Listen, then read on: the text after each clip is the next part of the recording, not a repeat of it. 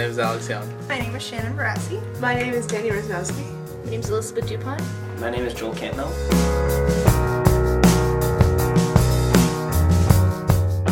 I wish I could be cool and say some giant political powerhouse or some famous entertainer, but I'd have to go traditional. I'd have to say my mom. My mom has really overcome a lot of hardship and has really been able to push herself and be there for herself, for her family, and namely for myself and my sisters. The way that she's really handled every obstacle that's been thrown at her, and she's been thrown around, but she gets up, she keeps fighting. I've learned in particular that being against the odds isn't necessarily mean that you're down and out. You can sit there, you can overcome things if you really sit there and plug away at it. If you fight for what you want, for what you need, you will get it. I think the person who influenced me most was Drew Kapitsky, who was my RA my freshman year. He just made me go out for different things. He actually encouraged me to be an RA, and otherwise I probably wouldn't have done half the things that I did if he didn't encourage me to do it. I just really appreciated that he was easy to talk to, and he just tried to get me involved a lot, so it was nice to have that. And I try and get my residents involved as much as I can. The president for the Circle K Club that I kind of admired when I was on the board, just in how she ran her meetings and how she was organized and how she did things. Otherwise, just overall, in reading about Jesus and how he had his followers and how he interacted with people and helped people and was a leader of his day. If people didn't want to follow him, he was cool with that, but otherwise it was just how people were inspired by him to do good and help people and continue on in his beliefs and in his way of life. I think my really formative one I didn't think come until my senior year of high school. I had just been elected my first year of student council. And at Partyville we have this goofy situation. It was called split lunch, where half the kids would have lunch during regular time, and then half of them would split up their class, so they'd only have 20 minutes of class, then half hour of lunch, and then 20 minutes of class. And it really disrupted learning time. The teachers hated it. The students didn't really learn from it.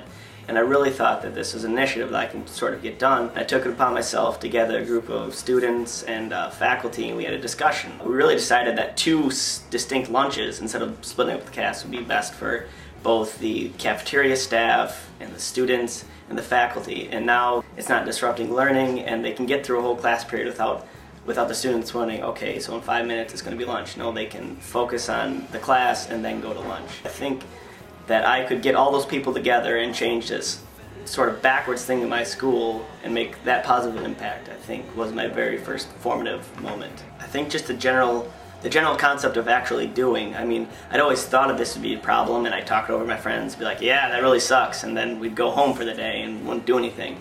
Well, I think something, for some reason, sparked inside of me that says, I can do something about this, and it really just spurred me on to initiate this whole process. I was usually the one who would be the one in groups going, okay, let's get to work, how do we want to do this, who wants to do what? And then if nobody would answer me, I would make the decisions. I was trying to plan a group night out with a bunch of my friends. I wanted a stress-free night where we could just hang out, chill out, have fun. So I was like, okay, let's go out to dinner, go see a movie, do something. And I listed a bunch of options of places we could go and things we could do and asked for their feedback. And they would all give me, a bit of an opinion. I like this place, I kind of wanted to see this movie, but nobody would say, let's do that. Nobody would say what they specifically wanted to do. So it's coming down to like 2 nights before the movie, and people are starting to argue back and forth over what's better and what's not. And I finally said, okay, this is what we're doing. We're going here, we're going to eat this, then we're going to go here, and then we're going to go here. And the night went off without a hitch. But only because I took the reins and just was like, okay, we're doing this. No more opinions, no more arguing, it's just done. Okay, this is actually kind of weird, but I'm a triplet actually. My brother and sister, I've always kind of followed them, through sports and stuff. My sister was always in softball and volleyball and stuff. Sophomore year of high school, I ended up actually changing over to cross country, and that's when I kind of went away from them. I've always been introverted, and I've always wanted to try being more extroverted. At meetings and stuff, I always used to just sit and kind of listen, and I always wanted to put my voice in and stuff, but I never did. And now that I've since high school and then college mostly, with Good Times, I have learned to actually say stuff now and put my thought and or my voice into an answer and stuff. So sure, being more assertive. Yeah, things like that. exactly. Well, I'm kind of a quieter person, and so being in leadership roles, a lot of times that's really hard, and people think that you have to be a more outspoken and loud, and otherwise people won't notice you, but that's not true. You can still be a quiet leader, but I have learned to make myself a more outgoing person in those situations, and you gain more confidence with personal speaking. I never liked being in front of people and talking, and I still don't a lot, but you learn to be able to do that when you need to. Also, just having the confidence to make decisions and decide things for yourself, decide things for people, you might have people under you, is something that you don't necessarily have a lot of experience with, but you learn as you're in the position. That's what's great about leadership. Even if you think you already are a leader, I think every position has something that you're going to learn from it, because it's all unique situations and even unique to each person. No person's going to have the same experience. Even take ambassadors, there's 36 of us, nobody has the same experience. Everybody gains something different from it.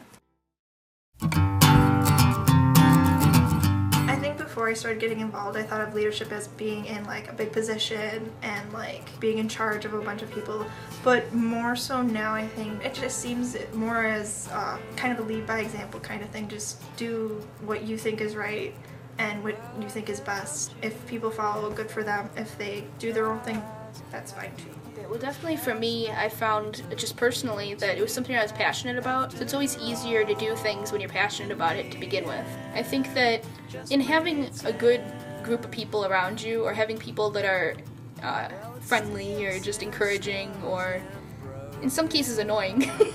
Oh, hey, you coming to this thing? Oh, come on, you really want to come to this thing? Come on, we want you here. We're relying on you, come on. But just, just feeling like you're somebody, I guess, for lack of a better word, or just feeling like you're a part of something and you're needed. I mean, I think that helps anybody, but I think most importantly, the leader has to be a great communicator, has to be able to convey his ideas. But the thing about being a great communicator is you have to be a really good listener, because otherwise your ideas are just going to fall on flat ears, because they know you're not going to accept what they're going to say. You should just always be there and just be helpful and have a positive attitude, never come in grumpy or anything, because then you're just putting off bad vibes and stuff. When you're sitting there quiet, listening to someone else talk and listening to someone else tell you what you're going to do, and an idea pops in your head, speak up once.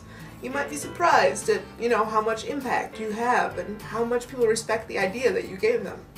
I think it's really important to remember that there's not just one type of leader. A lot of times on campus people think that if you're not an RA or you're not an ambassador, you're not the president or vice president or on an exec board of student government, things like that, that you're not a leader. But we have over 100 registered orgs on campus. There's exec boards of most of those orgs, or just even members of an org. Just because you're not on the exec board running the org doesn't mean that you're not a leader in that org. Even just stepping up as a member and saying, hey, can I help with this program? I'm really interested in it. Or just anything to go along with the org, it makes you a leader just doing that. You don't have to have a title to be the leader in your org.